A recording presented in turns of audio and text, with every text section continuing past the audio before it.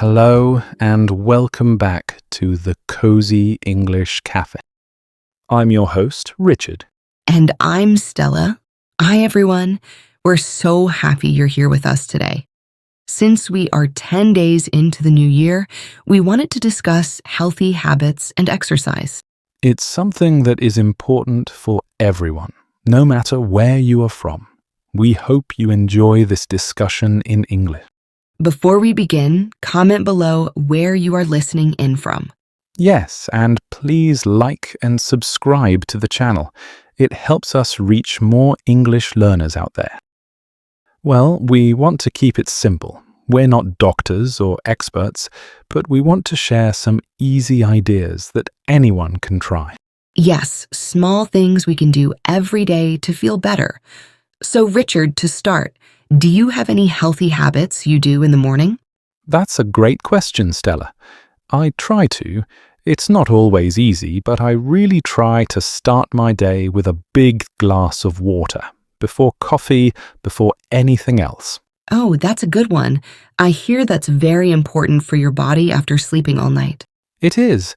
It helps you wake up and feel more hydrated. And after that, if I have time, I like to go for a short walk, just for about 15 minutes around my neighborhood. A morning walk sounds lovely. Fresh air to start the day. I have 2 dogs, so I walk every day, sometimes twice a day. They need the exercise too. That's great. Our pets can help us stay healthy. Walking helps me clear my head. What about you? What does your morning look like? Well, like you, I start with water, but I also do some simple stretches. I don't go to a gym or anything like that. I just stretch in my living room for about 10 minutes. Stretches. That's a great idea. Does it help you feel awake? It really does. It helps get my body moving after a long sleep.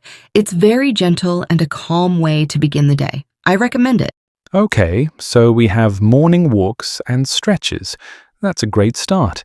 Let's talk about food now. Healthy eating is a huge part of a healthy lifestyle. For sure. I think a lot of people feel that healthy eating is complicated or expensive, but it doesn't have to be. Right. For me, my simple goal is to eat more vegetables. I try to have a salad with my lunch or add some steamed broccoli to my dinner. That makes sense. You focus on adding good things, not just taking away bad things. Exactly. It's easier for me to think I will add some carrots to my plate instead of I can't eat chocolate. It feels more positive. I agree completely. For me, I try to focus on having a good breakfast. I used to skip it when I was busy, but I felt tired by lunchtime. Right. What do you usually have? Something simple, like oatmeal with some fruit or a banana and some yogurt. It gives me energy for the rest of the morning. Yeah, breakfast is so important. They always say it's the most important meal of the day. It really is. And another small food habit is just trying to cook at home more often. When you cook, you know exactly what is in your food. That's a great tip. Okay, so we've talked about food. Now for the big one. Exercise. I think some people hear the word exercise and they get a little scared. Totally. They imagine running a marathon or lifting very heavy weights at a gym. Yeah, and that can feel impossible if you are very busy or just starting. Exactly. But it can be much simpler. Like your morning walk, Richard. That's exercise.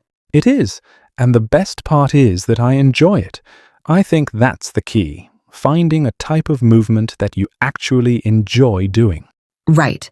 If you hate running, don't force yourself to run. Maybe you would prefer dancing. What do you like to do for exercise, Stella? I really love yoga. I follow videos online. There are so many free videos for beginners on YouTube. You don't need any special equipment, just a little bit of space. Oh, yoga. I've heard it's great for flexibility and also for your mind. It is, and it's also very relaxing. It helps with stress. But there are many other options. Like I said, dancing in your kitchen, riding a bike to the store, or even playing a sport like soccer with friends. That's a good point. It doesn't have to be a formal workout. My friend just started gardening, and he says it's great exercise for his back and arms. Of course, all that digging and lifting. The most important thing is just to move your body regularly in a way that feels good for you. Yeah, I agree. I think consistency is more important than intensity. A little bit of movement every day is better than one huge, difficult workout once a week. That's so true. Your body gets used to moving and it becomes easier over time. And remember to listen to your body. If you are tired, maybe just do some light stretching instead of a long run. It's okay to rest.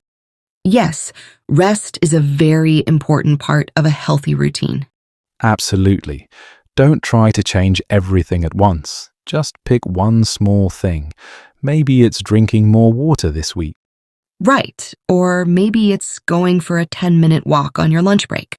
And once that becomes a normal habit, something you do without thinking, then you can add something else. Small steps lead to big changes over time. That's a wonderful way to put it. And all this talk about healthy habits for the body makes me think about our minds too. It's not just about physical health, is it? You're absolutely right, Stella. Mental well-being is a huge part of our overall health. Sometimes we focus so much on diet and exercise that we forget to take care of our minds. It was. Thank you all for listening to the Cozy English Cafe. We hope you found our conversation helpful and maybe feel inspired to try one new healthy habit. Join us next time for another conversation, and good luck with your New Year goals. Goodbye, everyone.